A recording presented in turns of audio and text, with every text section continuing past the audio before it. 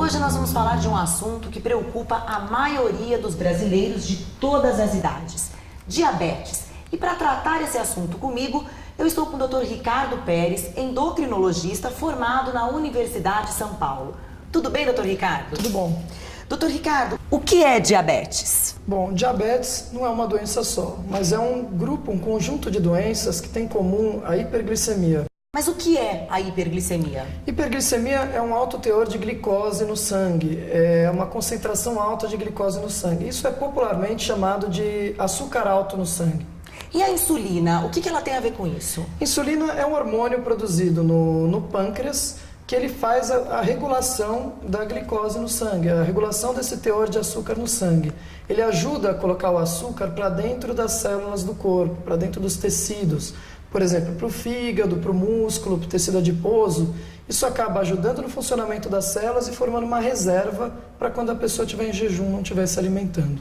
Por que a pessoa tem diabetes? Bom, o diabetes ele acontece devido a um desbalanço da capacidade de secreção de insulina do pâncreas dessa pessoa com uma inabilidade dessa insulina agir, que a gente chama de resistência.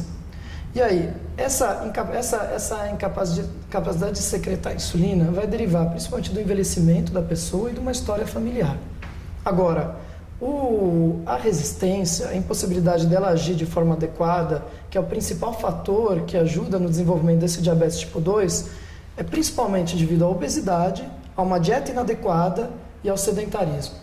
Mas tem como a gente prevenir o diabetes? Tem. Você evitando o ganho de peso em excesso, você fazendo atividade física regularmente e tendo uma alimentação saudável é uma forma de evitar o desenvolvimento do diabetes. E quais são os sintomas? São vários os sintomas, mas a maioria dos pacientes são assintomáticos na época do diagnóstico, não tem nenhum sintoma. Mas quando tem os sintomas, quais eles são? Os principais. É um emagrecimento sem ter nenhum motivo aparente, excesso de urina, que é a poliúria, o excesso de urina, excesso de fome, muita fome, mas mesmo assim perdendo peso, a boca seca, infecções de repetição, uma dificuldade na cicatrização das feridas, tontura, turvação visual. Todos esses sintomas podem ser sintomas de diabetes. E a partir de que idade eu tenho que ficar um pouco mais esperto? Para todas as pessoas, independente se tem algum outro fator de risco, todas as pessoas acima de 45 anos estão indicadas a fazer o screening do diabetes, que é através da dosagem da glicemia no sangue no momento de jejum.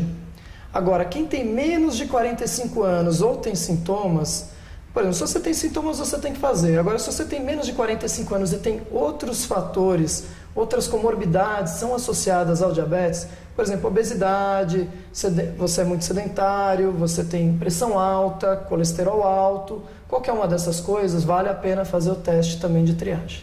E como é que eu sei se eu tenho diabetes? Você tem que fazer esse teste de screening para saber se você tem. Então, é como eu comentei, acima dos 45 anos, todas as pessoas. E abaixo dos 45, se tiver alguma daquelas comorbidades que eu comentei. Obesidade, sedentarismo, se tem problema de colesterol, se tem problema de pressão, se é tabagista, esses pacientes vale a pena fazer o teste também antes dos 45 anos.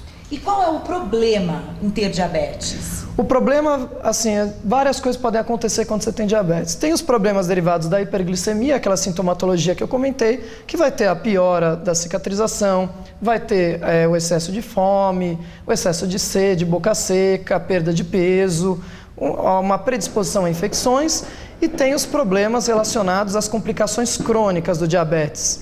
E aí, das complicações crônicas, essas são muitas.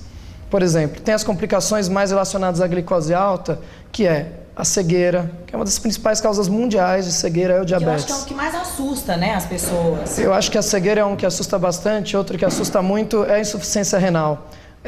A diálise, né? Eu acredito que a primeira causa de diálise no país de insuficiência renal é o diabetes. Tá? É secundário ao diabetes, é um mau controle do diabetes.